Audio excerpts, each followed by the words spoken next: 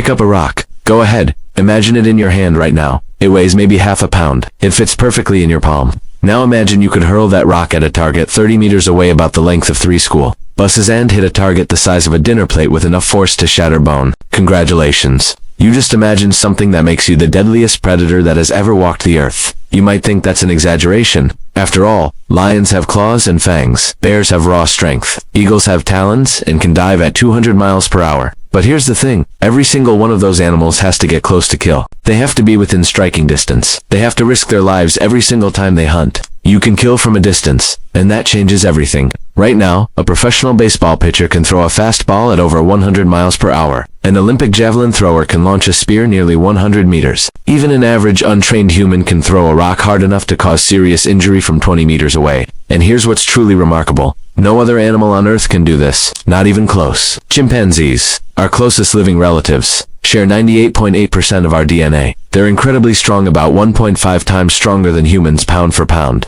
But when a chimp throws something, it's pathetic. It's awkward. It's weak. They throw underhand, with their whole body, and they can barely get any distance or accuracy. A chimp's throw is more like a weird shove in the general direction of a target. So what happened? How did humans become the only species with this superpower? And more importantly, why does it matter? The answer lies in a series of evolutionary changes that transformed our shoulders, our brains, and ultimately our place in the food chain. About 2 million years ago, something remarkable happened to the human body.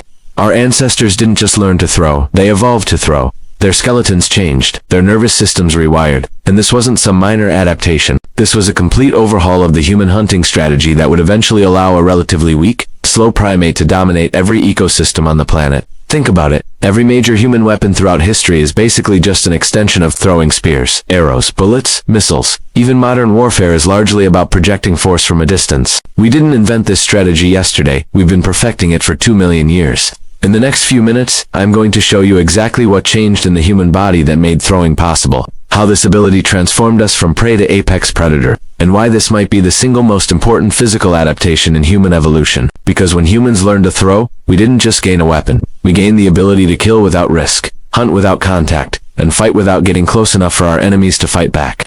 This is the story of how a simple throwing motion changed everything. The anatomy of a killer throw. Let's start with your shoulder, because that's where the magic happens. The human shoulder is a biological masterpiece of engineering, and it's completely unique in the animal kingdom. Stand up and try to throw an imaginary ball.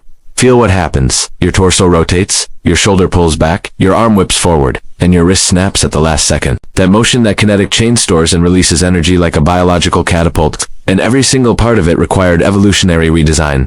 First, the shoulder joint itself. Humans have a ball and socket shoulder joint that's incredibly mobile. We can rotate our arms in almost a complete circle. This is radically different from our ape cousins. Chimpanzees have shoulders that are optimized for climbing and hanging. They're stable and strong, but not very mobile in certain directions. They simply can't rotate their arms back the way we can to wind up for a throw. But here's where it gets really interesting. Humans have something called a laterally oriented gleve. That's the scientific term for the socket part of your shoulder, joint facing more to the side than upward. This orientation is perfect for throwing, but terrible for climbing. When our ancestors came down from the trees and committed to life on the ground, natural selection could finally optimize our shoulders for throwing instead of tree. Then there's the elastic energy storage system. Your shoulder has tendons and ligaments that act like springs. When you wind up for a throw, you're literally stretching these tissues like a rubber band. The tendons in your rotator cuff, the ligaments around your shoulder, even the muscles in your torso, they all store elastic energy. Then, in a fraction of a second, all that stored energy releases in a coordinated explosion of motion. Researchers have measured this. When you throw, your arm can rotate at up to 9,000 degrees per second at the shoulder. That's 25 full rotations per second. It's one of the fastest motions the human body can produce, and it generates tremendous force. A baseball pitcher's throw can create forces equivalent to about 1,000 newtons, or about 225 pounds of force. The brain behind the throw but anatomy is only half the story.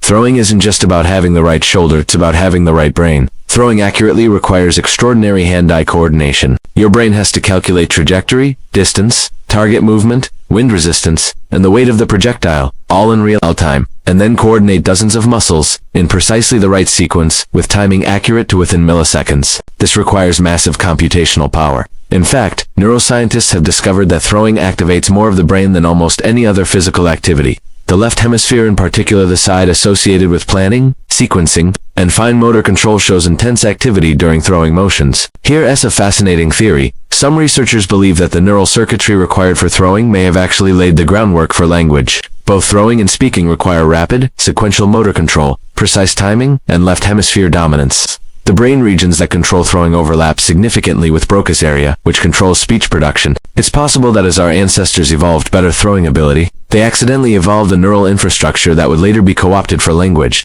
The hunting revolution, so humans evolved amazing shoulders and sophisticated brains for throwing. But why? What was the evolutionary pressure that made this adaptation so valuable? The answer is hunting. But not just any hunting, a completely new style of hunting that had never existed before.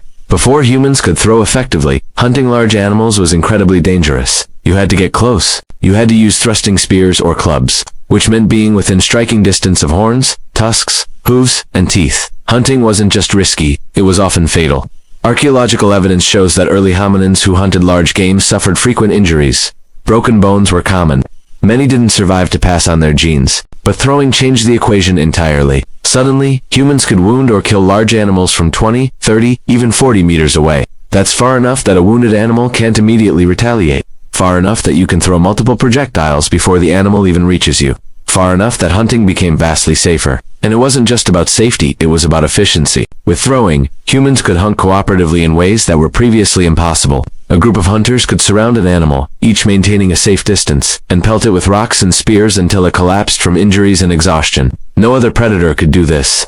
The archaeological record backs this up. Around 2 million years ago, we start seeing a dramatic change in human behavior and anatomy. Homo erectus appears with longer legs adapted for walking and running, a more flexible waist for torso rotation, and those characteristic human shoulders. We also start seeing evidence of more sophisticated hunting, processed animal bones with cut marks, concentrations of stone tools at kill sites, and evidence of prey animals much larger than the humans hunting them.